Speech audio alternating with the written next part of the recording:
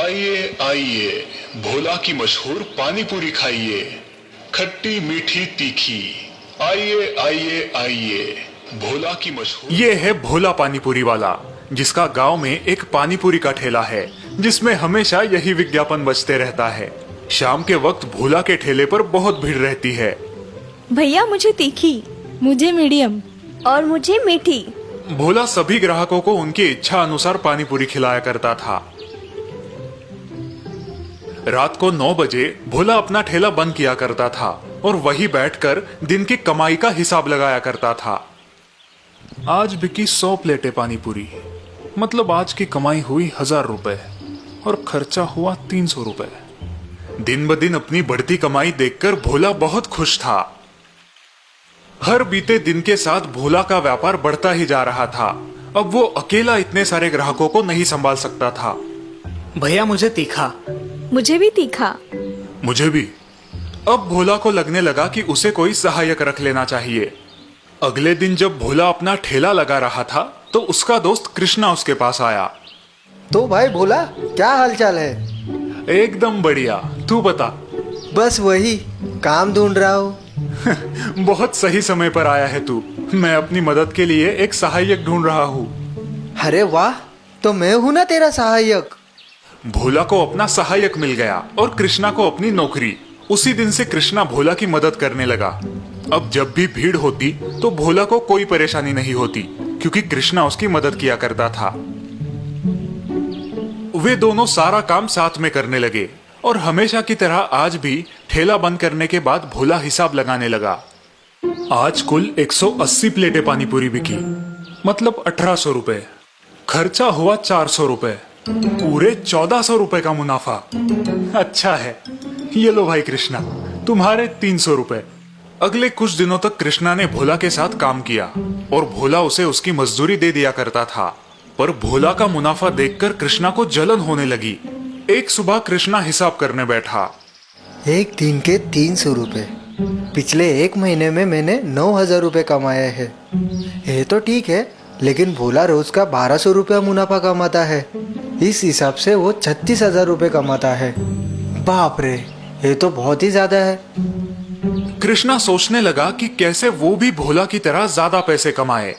अगर मैं भी पानी पूरी का ठेला लगाऊं तो? और बस तब से कृष्णा भोला के पीछे लग गया। भाई, ये ठेला लगाने में तो बहुत ज्यादा पैसे लगे होंगे ना? तुमने इतने सारे पैसे कहाँ से लाए? ज्यादा नहीं, बस 3000 लगे थे और उसके लिए मैंने अपनी माँ के कंगन गिरवी रखे थे। भोला कृष्णा को अपना दोस्त समझकर सब कुछ बताता रहा।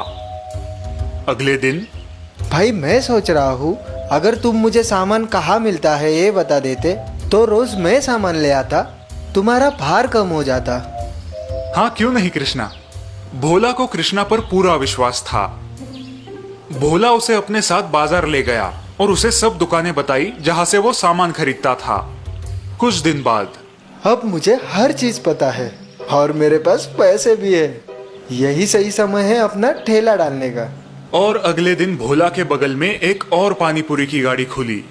कृष्णा की मजेदार पानी पूरी, आइए चखिए, नए जमाने की नई पानी पूरी। कृष्णा का ठेला देखकर भोला दंग रह गया। तूने मेरे साथ धोखा किया? मैंने कोई धोखा नहीं किया, ये दुनिया का दस्तूर है। चेला कभी ना कभी गुरु पर भारी पड़ता ही है। मैं ही मूर्ख था जो तुझे अपना दोस्त समझ बैठा था। अब गांव में एक साथ 2-2 विज्ञापन सुनाई देने लगे। आइए आइए, भोला की मशहूर पानी पूरी खाइए, खट्टी मीठी तीखी।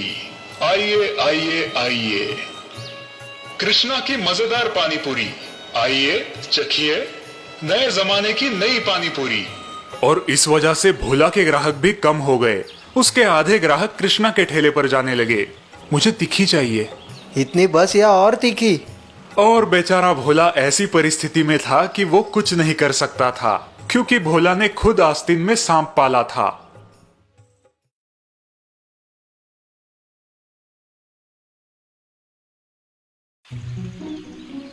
पवन एक मैकेनिक था जिसका गांव में एक गैरेज था। गांव के सभी लोग पवन के पास ही गाड़ियां बनाने आते थे। पवन पढ़ा लिखा नहीं था। बेटा मनीष, स्कूल जाओ, स्कूल का समय हो गया है। पवन अक्सर अपने बेटे मनीष को स्कूल जाने और पढ़ने लिखने के लिए कहा करता था, लेकिन मनीष पढ़ाई लिखाई में कमजोर था। मनीष, बोलो 4 पंचे कितना? वो मास्टर जी 16। वाह, 4 पंचे 16, बहुत अच्छे। अब हाथ आगे करो। मास्टर जी मनीष को छड़ी से मारा करते थे। अक्सर मनीष सालाना परीक्षा में फेल हो जाता था और फिर पवन उसे बैठकर समझाता था। बेटा देखो, मैं तो पढ़ नहीं पाया क्योंकि मेरे घर की हालत खराब थी, लेकिन मैं चाहता हूँ कि तुम पढ़ो लिखो, बहुत बड़े आदमी बनो और अपनी खुद की आलीशान गाड़ी में घूमो। पापा मैं बहुत मेहनत करता हूँ, लेकिन मुझसे नहीं हो पाता। बेटा और मेहनत करो। साल बीते और मनीष उसी तरह परीक्षा में फेल होता गया। अब पवन ने मनीष से उम्मीद ही छोड़ दी थी कि वो कभी पढ़ पाएगा। बेटा मनीष, कल से गैरेज आया करो, कम से कम कुछ काम तो सीख लो। और अगले दिन से पवन अपने बेटे मनीष को गाड़ियां बनाना सिखाने लगा। मनीष को भी गाड़ियां बनाने का काम बहुत पसंद था। कुछ वर्ष बाद मनीष पवन से भी होशियार मैकेनिक बन गया और पवन बुढ़ापे के कारण बीमार हो गया। मेरी बड़ी ख्वाहिश थी कि तुम पढ़ो लिखो, बहुत बड़े इंसान बनो और अपनी खुद की आलीशान गाड़ी में घूमो। अब मैं पढ़ नहीं पाया तो क्या करे, लेकिन गाड़ी में जरूर घुमाऊंगा आपको, और वो भी खुद की गाड़ी में। उस दिन मनीष ने ठान लिया कि वो अपने पापा की इच्छा पूरी करेगा और खुद ही अपने लिए एक कार बनाएगा। उसने पूरी लगन के साथ अपना काम शुरू किया। लगभग 2 साल बाद मनीष की मेहनत रंग लाई और उसने खुद के लिए एक शानदार कार बनाई। देखो पापा, मैंने कहा था ना कि मैं आपको अपनी खुद की बनाई हुई कार में घुमाऊंगा। मुझे तुम पर बहुत गर्व है बेटा। चलो, तुम्हारी इस नई कार का उद्घाटन हम देवी माँ के दर्शन से करते हैं। दोनों बाप बेटे अपने लंबे सफर पर निकल पड़े। कई किलोमीटर चलने के बाद पवन के मन में एक ख्याल आया। अरे बेटा मनीष, कार में पर्याप्त डीजल तो है ना? हम काफी दूर आ चुके हैं, डीजल खत्म ना हो जाए। अरे पापा, उसकी कोई जरूरत नहीं।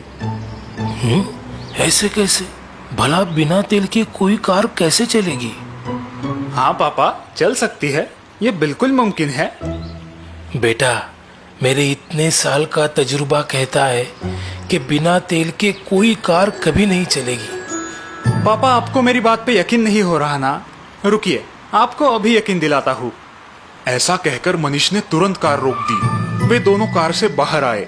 पवन कार की जांच करने लगा। तभी उसने पाया कि कार में ईंधन के लिए कोई टैंक मौजूद ही नहीं है। अरे, ये कैसे संभव है?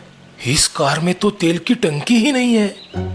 क्यों पापा, कहा था ना मैंने, इस कार में तेल की कोई जरूरत नहीं। ये कार सौर ऊर्जा से चलती है। ये बात सुनकर पवन हैरान रह जाता है। उसकी आंखों में खुशी के आंसू आते हैं। मनीष का पूरा बचपन उसकी आंखों के सामने आ जाता है। मुझे माफ कर दो बेटा, मैं गलत था। तुमने एक ऐसा आविष्कार किया है जो आज तक कोई पढ़ा लिखा नहीं कर सका। मुझे तुम पर नाज है। सच में तुम्हारी ये कार कोई मामूली कार नहीं है, ये एक जादुई कार है।